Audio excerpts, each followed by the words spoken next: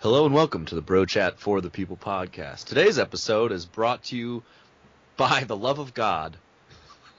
For the love of God, please buy this elliptical machine. Please come rid me of this Gold's Gym elliptical machine. I got it a year ago from a friend who had only used it as a coat rack. That won't be me, I said. I'll definitely use it, I swore to myself. My roommates laughed and my friends made bets about the amounts of time I'd actually step on it. Unfortunately, those punk bitches were right. Staring at it just reminds me of my lack of ambition, and it's also taking up valuable space where I'd like to put a big, beautiful white desk or a nice new TV. The kind of furniture, maybe, that not only allows me to feel good about my sedentary lifestyle, but actually encourages under the guise of scholarly betterment. The price is freakishly low at $50, which I figure is just about enough to cover a pizza party for my roommates and myself. But the sweetest part will be going to bed, my stomach achingly full of crispy Basil's Cuban specialty pizza, and not being mocked by the unforgiving atrocity taking up half of my bedroom. All right, let's go.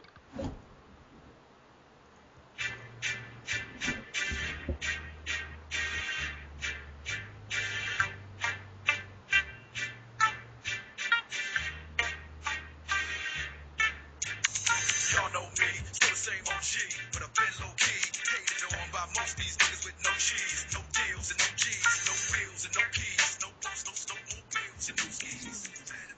Because I can finally afford to provide my family with groceries. Thomas. We are back, ladies and gentlemen, for the Tuesday edition of the Bro Chat for the People podcast.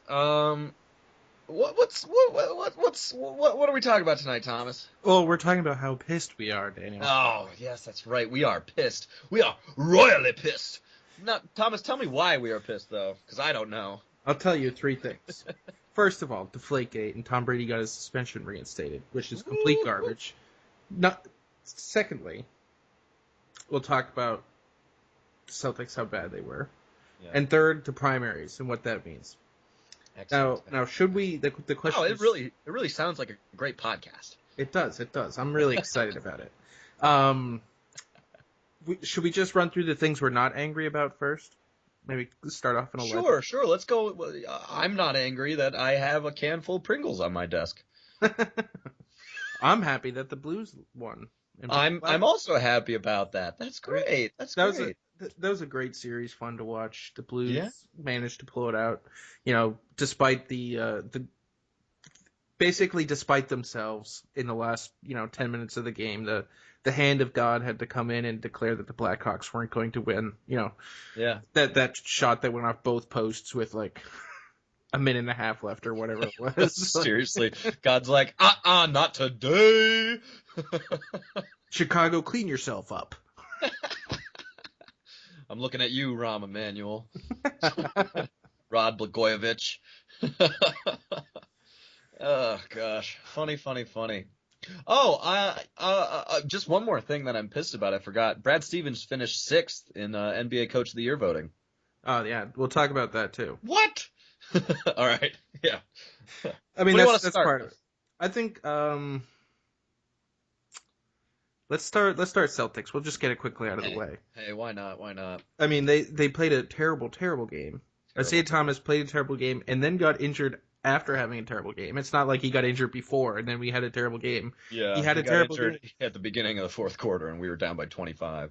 It was an embarrassment to watch, and I was a little bit worried for your health afterwards. It was hard, man. It was hard. I was right away. Yeah, sorry about that. I was very upset.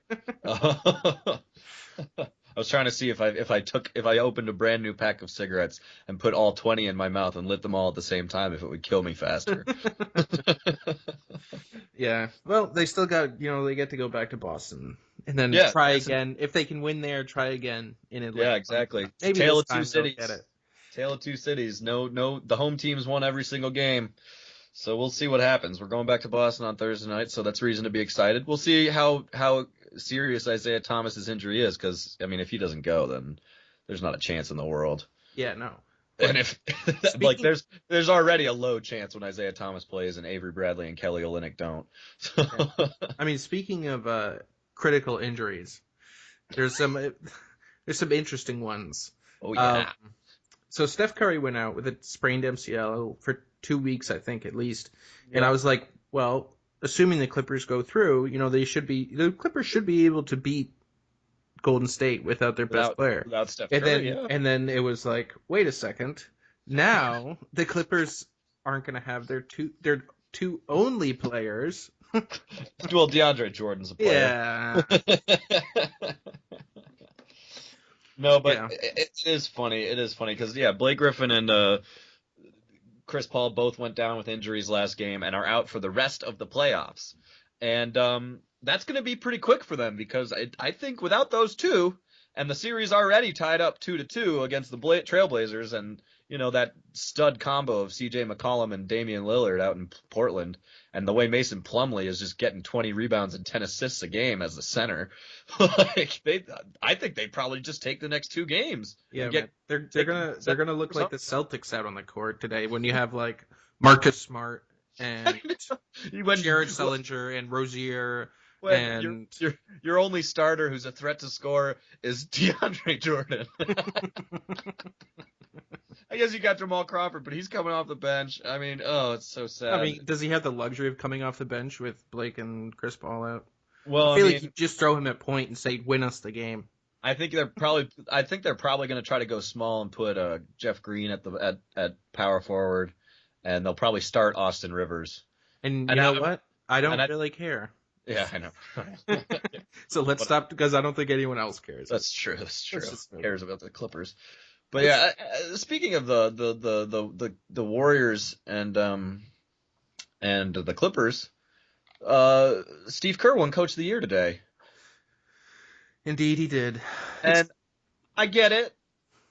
Your team won 73 games this season, but you only won 34 of those. you were only coaching for 35 or 39 games, and you went 34-5. Great record, but worse than your stand-in. Luke Walton went 39-4. Yeah. And Luke Walton, it's not like it was like they gave the award to Steve Kerr, and it's like, oh, good on you, Warriors. This was a group coaching effort. Like, this is for you. Because Luke Walton also got votes. Yeah. It doesn't make any sense. The guy he didn't even coach half the year, and he wins Coach of the Year? What? Yeah. Unbelievable. Well, it's because the NBA earlier this year they changed the ruling thing or they didn't change it, they reaffirmed it. So this, I guess, has always been the rule, but NBA wins won by an interim coach while are credited to the team's head coach of record. So this whole season is credited to Steve Kerr going 73-9. That's disgusting because he definitely wouldn't have gotten them that. I don't think so. I don't think they would have gotten the record. I don't think so either. But I mean, there's a couple things about this. First of all, Greg Popovich should probably just win Coach of the Year every single year. For the past 15 years. Look, I won't say no to that. He's only won 3 times. I think that's a gross understatement. Yeah. I mean, the thing is, you can say, well, who really cares who was Coach of the Year? It's some meaningless award. But, this is these guys' legacy going forward. And, it adds to their resume and it adds to, their legacy, the endorsements, money being paid to them, stuff like that. Whenever they show up on ESPN for, an interview or something, it'll have that little list, 1-time Coach of the Year, 10-time Coach of the Year. But I don't know. It just seems stupid to me. It's kind of like Chuck Pagano being called a great coach, and then they had to pay him after he got sick.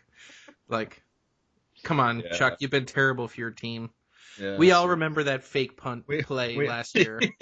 We all know Bruce Arians really deserved the job, and now he's lighting it up in Arizona. Yeah. Give him a quarterback who doesn't choke in the playoffs, and he can win. I don't know, man. Carson Palmer.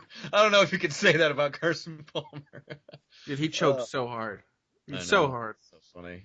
Anyway, whatever. Whatever. Who cares? The whole thing didn't make sense. Brad Stevens only finished 6th. Doesn't make sense.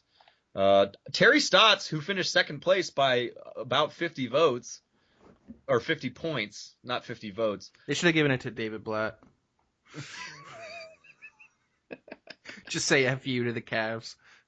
If Terry Stotts had won it, I would have been fine with it. Terry Stotts did a great job with the Trailblazers this year, especially since they lost 4 of their 5 starting 5 to free agency.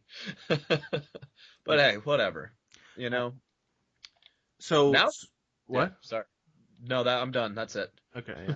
Well, I mean, those are the little things that people might like to hear our opinions on, but there's two of the more important things that we need to discuss. Yeah. And we'll discuss the more widely cared about thing first. The primaries. I don't know. I don't know if that's close. It is close, but I mean, like, I'm fine with that. I'll accept it. Okay, so Trump crushed it today. There's 5 primaries. I think it was like Rhode Island, Pennsylvania, Connecticut, Maryland, Delaware. I don't know, some other shitty state. It's just like I don't understand the monologue or the storyline that is going on right now through the mouthpiece, the Donald Trump super PAC, Fox News. It's over. Well, because Ted's been officially eliminated, right? So now people are like, oh, well, this is the end of it. You know, everything's, Ted should drop out. Ted's done or whatever. Like, where were these people calling for Kasich to drop out when he was mathematically eliminated? Yeah, I know. Who cares? And we're supposed to believe that after these primaries recently, and the way that the momentum has been carrying up until today was in Trump's favor. I mean, wasn't Cruz's favor. Yeah. But we're suddenly supposed to believe that, okay, this decides it. These 5 dark blue states are going to determine who the GOP primary or GOP. Well, that's what they were saying about New York too. I mean, like, no, I make sense. It's so ridiculous. Like, why would in what world would any Republican ever let Rhode Island, Connecticut, Maryland, Delaware, and Pennsylvania determine who the GOP nominee was? I know. Like, Maryland. No, it's that's it. You know, it's time to just crown Trump. Like, really, guys? Crown him. No, you know what? Kasich is going to be our nominee. It would be better than Trump. But it would be better than Trump. It would absolutely be better than Trump. It would 100% completely better than Trump. I'm so torn about this, though, because it's something that's like, it's exactly the wrong kind of change that we need. We don't need another 4 years of a somewhat liberal, Republican who, he's not going to do anything for the country. Well, we'll see, man. No. At this point, look, all that's going to happen is Kasich just going to be in there for 4 years, and then, nothing really changes because it's the same old thing in Washington, and then it'll switch back to the Democrats, and then an even more liberal person than Hillary Clinton, someone like Bernie Sanders, is going to have an even better chance because Elizabeth Warren. Oh, God. Oh, God. Just made me sick. Puke in my mouth. But I mean, like, this is like, honestly, I would almost prefer to just have a person like Hillary get in, not Bernie. Person like Hillary get in. Mm-hmm. Just because it'll keep the fire burning and the water will boil hotter and hotter and hotter and the pressure will keep increasing upon the GOP to finally admit the fact that conservatives are the larger part of their party and the only dedicated group of their party that's worth anything. And our ideas are worth trying, at least. Yeah. It didn't go so bad for us, when Reagan was president. But so I just think all this hype, Ted's mathematically eliminated. Yeah, so what? Like, all that needs to happen is a contested convention. There wasn't there was much chance he was going to get it anyway. I mean, when Rubio dropped out, he had to get 85% of the delegates remaining, which was just ridiculous to begin with in the first place. Like, no one thought he was going to just win outright. Yeah, seriously. So I don't know. This is just like, Don't believe the liberal media, people. Don't believe the liberal media, We which can't also kind of plays into our next topic. We can't. That's true. We can't just let Trump just win just like this. This is when the fight is starting now, as Mark Levin would say. Fight is starting now, as Mark Levin. Yes, excellent. Excellent. Yes. But, I don't know. Goodness gracious. Am I making sense, Daniel? Of course you're making sense, Thomas. I'm glad to hear it. But so speaking, but just one last thing. F you, Drudge. F you, Judge. I second that. Just coming out and basically saying like, oh, Ted Cruz is mathematically eliminated. It's over. There's don't even bother coming out to vote. The last whatever it is, 10 states that still have to vote. Don't worry about Indiana. Just forget about Indiana. Just accept it. He is an inevitable tide of Islam. I mean, Donald Trump. Close your eyes and just shut up and just take it. Straight out of the abusive boyfriend's dictionary. Seriously, it's terrible. Matt Drudge, who has an abusive boyfriend, probably. Probably, yeah. I love how PC we're being today. This is good. Good. Well, this is one of the reasons we started this podcast. There's not enough an outlet. Logical, not PC people. Because you can be not PC and make a solid argument for yourself. But I mean, if anyone was to listen to us, like if someone at like I don't know, the Huffington Post listened to one of our podcasts, they would label us bigots and racists I wish haters. Yeah, because any publicity is good publicity, right? And then we'd get all of Drudge's supporters. That's mean. That's giving into the liberal media. I know. Using their just because you're a conservative, you're a bigot. Oh, I know. It's funny. Just because you don't believe in affirmative action, you're racist. 50% of the country is just white supremacists. Yeah, seriously. That's the best joke I've ever heard. Oh gosh. Anyway. Now to the real topic of the podcast, and for those who are waiting for our opinions on this, I'm happy to say that we have opinions on this, and I mean I don't know where exactly to start with it. There was here's the first thing. As far as football goes, just football by itself, I don't think it's as big a deal as it could be. Football by itself? Yeah, just football. Just the first 4 games, Tom Brady not being there. Worst case scenario is 0-4. I don't think the Patriots will go 0-4. I doubt it. I would say 2-2. Yeah, 2-2 probably. Maybe we take the Dolphins and Texans lose to the Cardinals and the Jets. Or Miami or Bills. So I don't think it's that big a deal, and it might actually help. Like I said in a previous podcast on the positive spin zone, if this happens, then Tom Brady's going to have only 30. What is he? 39, maybe turning 40 this season. I don't remember. No, he's turning 39 in August. Okay, so turning 39 right before the season. The guy only has to play 12 games in the brutal NFL. That's what I'm saying, dude. It's kind of what Peyton Manning did. He was able to hold it together long enough to not destroy his team this year. But, I mean, Brady's not going to be doing that. He's going to be killing it. Brady's going to be lighting it up. He's going to be even angrier than he was last year and more motivated. So as far as football goes, I don't think it's that big a deal.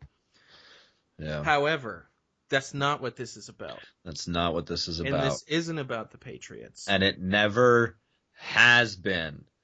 Well, I don't know if it never has. Well, it started that way, but since it went to the first court of appeals, it has not been about football. If this was any other team, any other person, there would be more people. There would have been more people in the beginning who would have been on their side. Say if this had been, I don't know.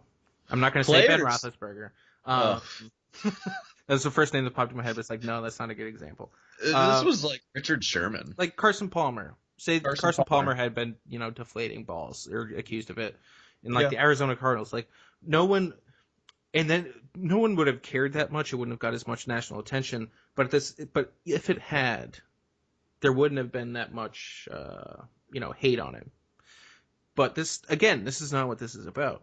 This is about Roger Goodell imposing the harshest punishment for a possible ball violation. I mean, in the Court of Appeals here, let me pull this quote up here. So this is a Katzman quote for you guys. Katzman from a couple days ago? Yeah, from a couple of days ago. This is from the report. The Wells report concluded that it was more probable than not that Tom Brady was at least generally aware of the inappropriate activities of McNally and Jastrzemski involving the release of air from the Patriots game balls, and that it was unlikely that McNally and Jastrzemski deflated the balls without Brady's knowledge, approval, awareness, or consent. Then he continues, the commissioner's final decision, however, went further. It found that Brady knew about, approved of, consented to, and provided inducements and rewards in support of the scheme. Exactly. So it basically it wasn't aligned with the Wells report, and the final, the commissioner's decision essentially took completely out of context the Wells report. And just said, nope. Well, it is more likely than not. So it happened. Yeah, no, and this is how the case has been treated from the beginning. Somebody will say something, and Roger Goodell will take it, run with it, and then add on something after that. Yeah. And so just that example exactly. He was more probably than not generally aware of some activity. And then Roger Goodell takes it and says he was aware. He provided incentives. He gave them gifts and rewards for doing these things. And he told them the exact, every exact thing that he wanted them to do and was there every step of the way. What we've actually since discovered is that nobody deflated the footballs. The two ball attendants, just Jastrzemski and what's-his-face, they had nothing to do with it either. They never had any time. The game balls initially, and this is let me just briefly explain what happens in cold weather. Okay, the ideal gas law. They all fall within the ranges of the ideal gas law. What could there possibly be? So Brady likes his footballs to be pumped up to 12.5 or 12.6 psi pregame in the officials' locker room, which is 72 degrees. We go outside, it's 48 degrees. By halftime, there are a couple ticks under the actual thing. Oh, that was another thing. The fact that the NFL was basically the ones. Troy Vincent told Chris Mortensen that 11 of the 12 footballs were 2 pounds of pressure underinflated. Absolutely false. Absolutely false. And that was shown to be false. Shown to be false. Leaked from the NFL office about this, which was a complete lie.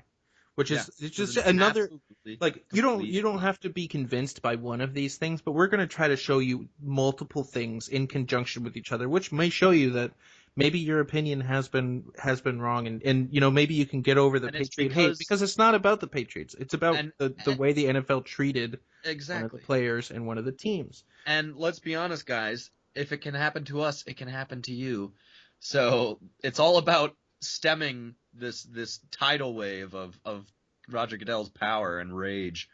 And the reality is that every single NFL game that's been played where the balls were initially inflated between 12.5 and, say, 13.5 psi when checked before the game,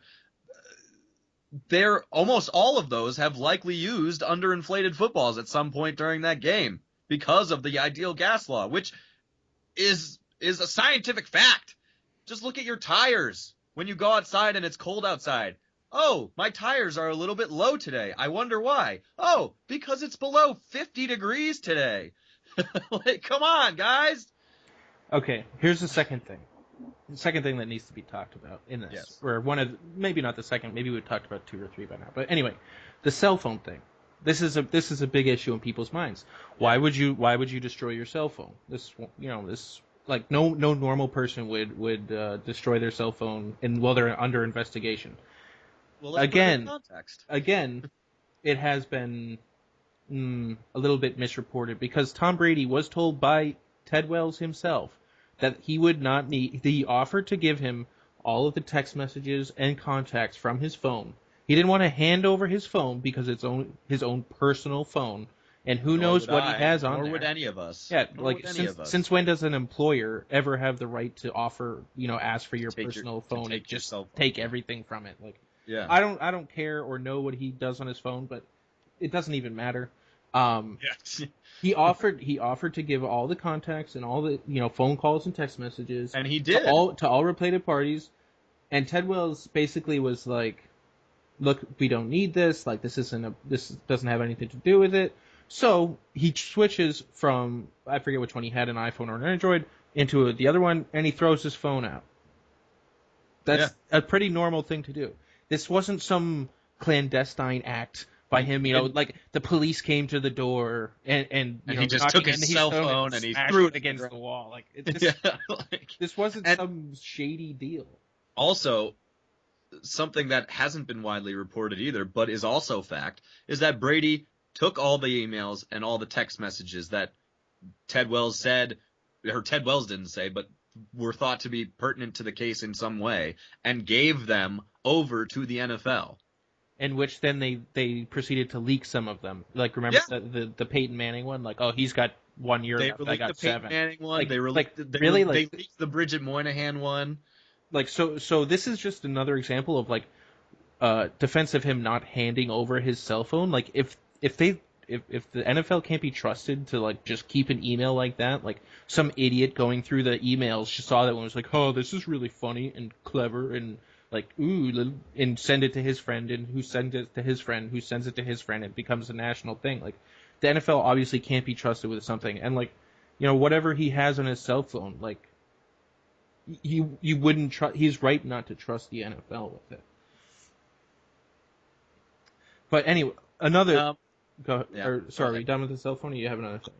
I'm done with the cell phone. Yeah, you can. Okay. Another thing. This is one of the things that Roger Goodell had not complained about, but stated was one of his reasons for the severity of the suspension, was the fact that there was nothing to compare it to in recent punishments. There's no precedent for this. He refused to call it a equipment violation, which would have been a $20,000 fine or whatever it is. Yeah. Which the other two instances of ball tampering that we've seen in the past 3 years from the Vikings and the Panthers, I believe, they both teams just got fined $25,000, and the team, not a specific player, the team got fined $25,000. So that's it. Yeah. So this is another. So he said there was nothing relatable, and he basically said it gave the team an unfair advantage. He said it was like using steroids. It said it affects the integrity of the game or whatever. Yeah. And he compared it to steroids, but we actually, Katzman actually had some pretty good insights in his. This is Chief Judge Katzman. Yeah, who was on the appellate court, the guy who voted with Brady. Yeah. Yeah. He actually came up with something that was incredibly similar. Yeah. Which the NFL has dealt with. The fact that the use of stickum has been widely used in the NFL, and they have many punishments for it, and they have punished many people for it. Yeah. Although one of them was not Jerry Rice. Yeah, apparently. The league has justification for prohibiting the stickum, he says. It's nearly identical to the commissioner's explanation for what he found problematic about the deflation. It affects the integrity of the competitive game and gives the team an unfair advantage by helping the players have better grip. Yeah. Like, that's exactly what they're accusing the Patriots of doing. Yeah. And it has, so a player using stickum, has a player who's caught using stickum, has his team's been fined $1 million, had 2 draft picks came away, and the player was suspended for 4 games? No, that's never happened, Thomas. No, it's never happened. No, it's just so funny that Tom Brady, who's accused and not even proven to have done this, is getting as many games as somebody who almost killed his girlfriend. Yeah.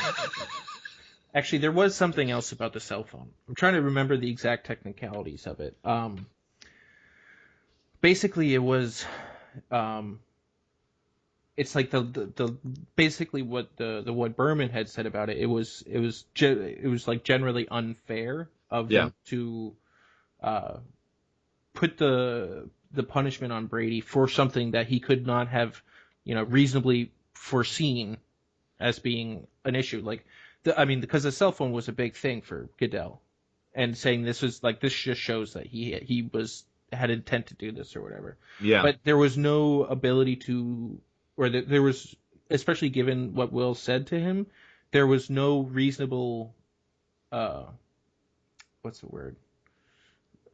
Expectation that he would be punished at all for the whole cell phone thing, or for getting rid of his cell phone. So that was actually one of the biggest things that Berman turned it over on, was the fact that this was such a big deal. And this is like, no player has ever been asked to hand over their cell phone. Yeah. So why would he think that they should have to hand over their cell phone and be punished so severely for not doing it? Yeah. People think it's a big deal. Like, the NFL has no right to his cell phone, so it doesn't matter that he destroyed it. They could have asked, and he could have just been like, no, you can't have my personal cell phone. And then it's his cell phone to do whatever he wants with. The fact that he destroyed it has nothing to do with this. Like, this isn't a court of law. No. Like, they're not going to get a subpoena for his cell phone. Really, and also I'd like to say that this is a labor dispute. This is a labor dispute, and obviously Katzman, the chief judge on the appellate court in the Second Circuit, he voted in favor of Brady out of the three, so that Brady lost 2-1. But I will say that the other two judges didn't agree with the Brady punishment at all either. They were saying that they highlighted that there needs to be a more neutral arbiter, and there needs to be like somebody else who comes in and gives player discipline, and they just ended up blaming the NFL Players Association for giving Goodell this power in the first place in the CFB, or the collective bargaining, CBA, Article 46 or whatever, where it basically says Roger Goodell can do whatever the fuck he wants. Yeah. So they're like, well, we have to agree with this. We disagree with the way that Brady's being treated, but under the CBA, we have to actually say that yes, Goodell does have this power. Yeah. So look, this has never been about Brady's guilt or innocence. No, it hasn't. And assuming, even if I was to assume that he had deflated the balls, this is a complete unjust punishment, and he is being used as an example by Roger Goodell for people to keep up this idea that, the NFL keeps all its people in line. If I'm sure if it hadn't had all this terrible publicity with like Ray Rice and Adrian Peterson and Greg Hardy and stuff, I don't think this would have been as a severe punishment. But this is, them basically saying, like, we're tough on everybody. Yeah. We've had enough of this shit, and we're gonna make an example out of you. And Tom Brady said, no, you're not. Yeah. And it'll be interesting to see where it goes from here. I'd also like to read a quote from Drew Brees today about the NFL. Drew Brees, a very well respected member of the NFL and a great quarterback, and somebody most people I think I've never heard of somebody who hates Drew Brees. This is just a well respected guy and a really good guy. And he says, I think we could all agree that Goodell definitely has too much power. He is judge, jury, and executioner when it comes to all the discipline. I'm not going to trust any league-led investigation when it comes to anything. It's not transparent.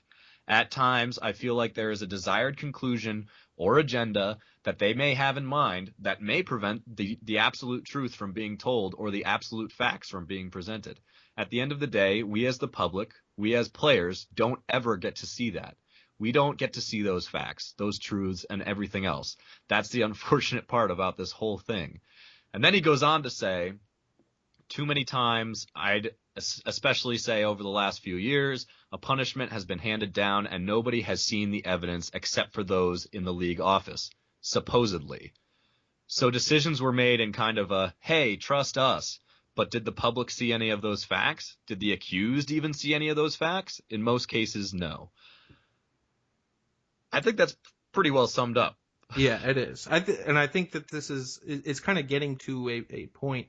You texted me an article earlier about from Bleacher Report, and it was about the change of the winds have changed in regards to the people's or thoughts about this whole situation in the league, and their initial reaction, pretty much everyone in the league's initial reaction was the fact that, screw you, Patriots, I hate you, I'm tired of you winning, and I'm tired of we can't prove anything, but we think you skirt the rules, and finally we got you. Yeah. Yeah. And that's exactly it. And what is it now, Daniel? Oh, well, it goes from that. It goes from, the Patriots obviously cheated. Everyone knows they cheated, and the league got this one right. And in the years since, the 10 interviewed people this guy from Bleacher Report, Mike Freeman, he interviewed 10 NFL sources who are all at different NFL organizations.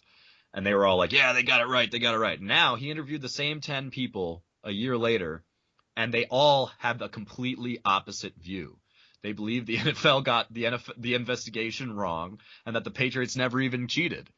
And then what they say next, this is me reading the article now. What they say next is even more staggering. Quote, I hate the Patriots. I despise them, said one NFC team executive who, like everyone else interviewed, asked to remain anonymous for fear of angering Goodell and the league office. But they really should get those draft picks back. I mean, and then it's not that they have sympathy for the Patriots. Clearly, it's about fear. They live in fear of Roger Goodell and his power. Like, if Goodell can punish the Patriots with questionable at best science and questionable at best shady investigations, then they're like, well, what does that mean for the rest of us? Like, what's going to happen to us? Like, seriously. Well, just ask the Chiefs. I mean, they had something happen to them which seemed a little unjustified. They had the free agency tampering, it was called. I mean, it's a pretty common thing. It's a little bit against the rules, but like honestly, at the end of the day, like it doesn't affect the integrity of the game at all. Yeah. It was the Chiefs talked to Macklin before they got him or whatever, and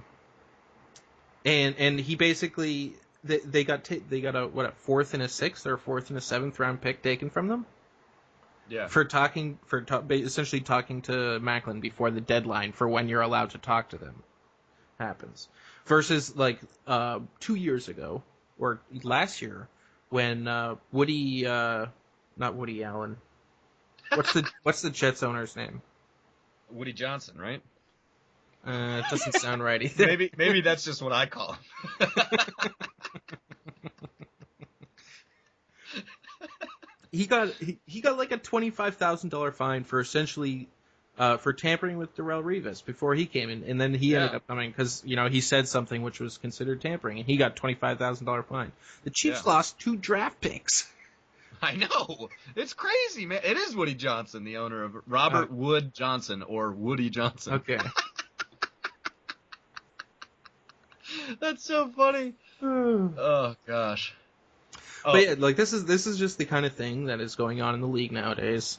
Yeah. And I mean, look at it. It's the same with Josh Gordon. I mean, sure, the guy's an idiot, but I mean, he's been suspended for 3 years in a row for his career has been ruined a couple times. Yeah, his career has been ruined by Roger Goodell unilaterally, and there was literally nothing he could do about it. Yeah. I do want to read one more piece from this article from Mike Freeman, the guy who interviewed the 10 NFL sources. Says, first, we should clarify before we go further several things. First, many of these team officials will still despise the Patriots. Mostly, they admit, because the Patriots win, but also because they think the Patriots do sometimes skirt the rules more than other teams, though there is no proof of this. Second, The Patriots won't get their picks back. It will never happen. Third, these team officials say it's not that they want the Patriots to get their draft picks because they don't. Quote, a weakened Patriots team, said one general manager, is good for us.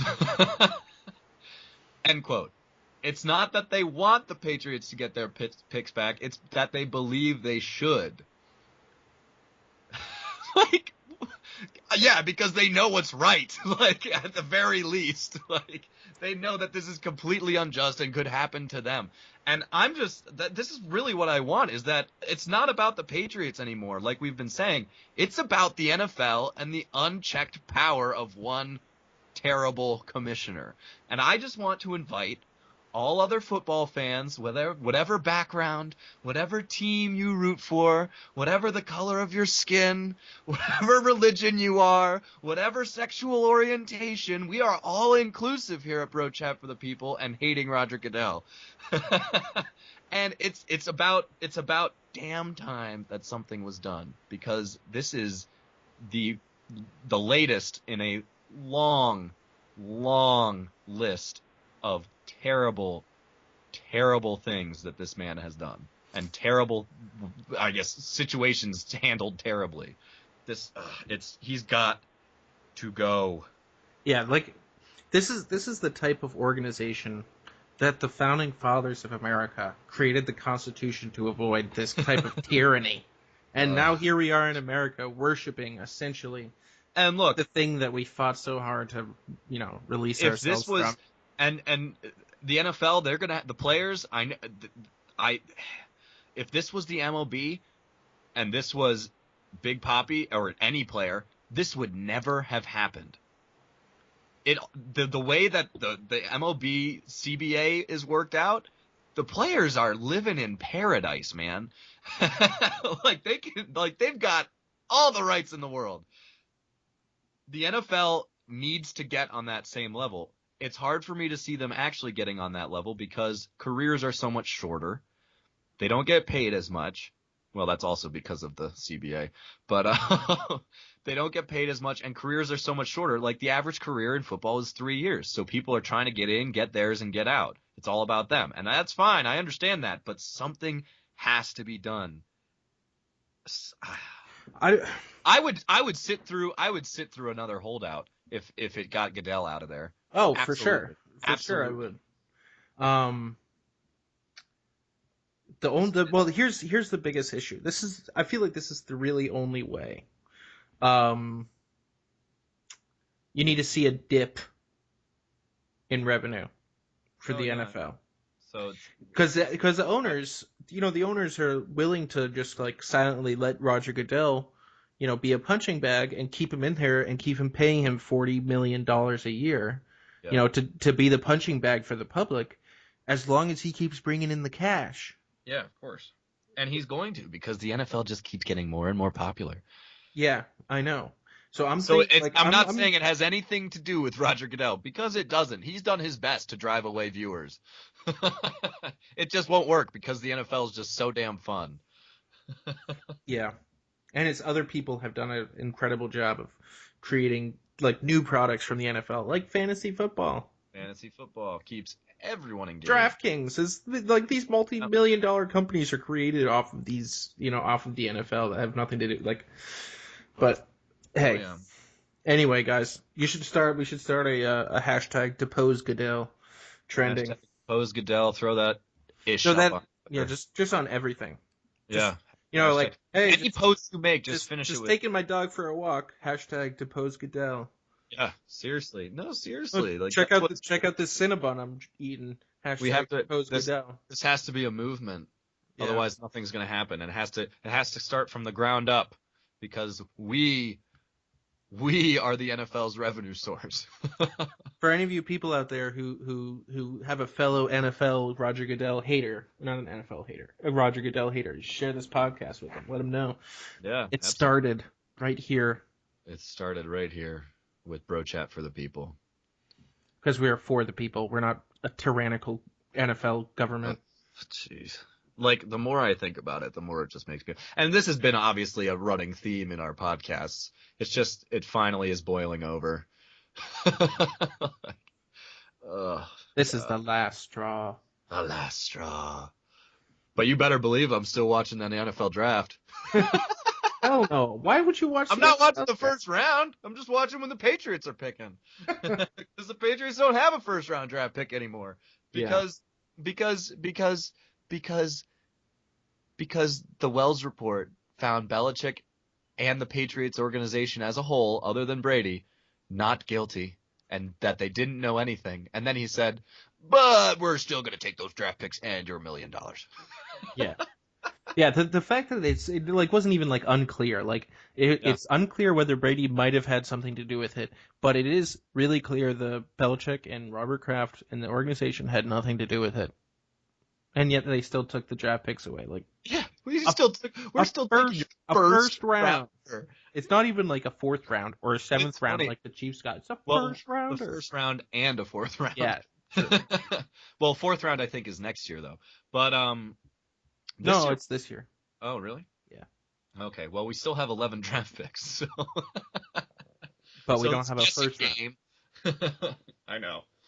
Well, when was the last time a first rounder really worked out for us? Chandler Jones? Now he's gone. Yeah, we'll see.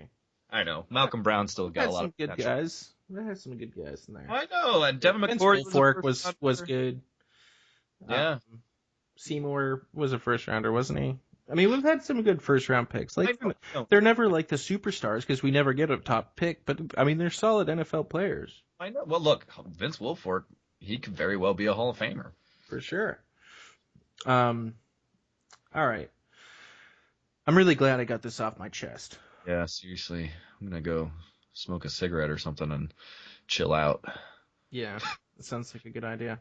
Grab a gluten-free beer or a cider and smoke a cigarette while probably chatting with you, Thomas. Probably. All right, guys. Well, I hope you enjoyed this little rage fest, and I hope it got your blood boiling on this hump day when you're listening to it. I know we got Mikey Watkins' blood boiling because he hates Roger Goodell just as much as we do, or almost. For sure. For sure. And hopefully, I don't think he still listens, but Nate Rogers, because he hates Roger Goodell too. Who doesn't hate Roger Goodell?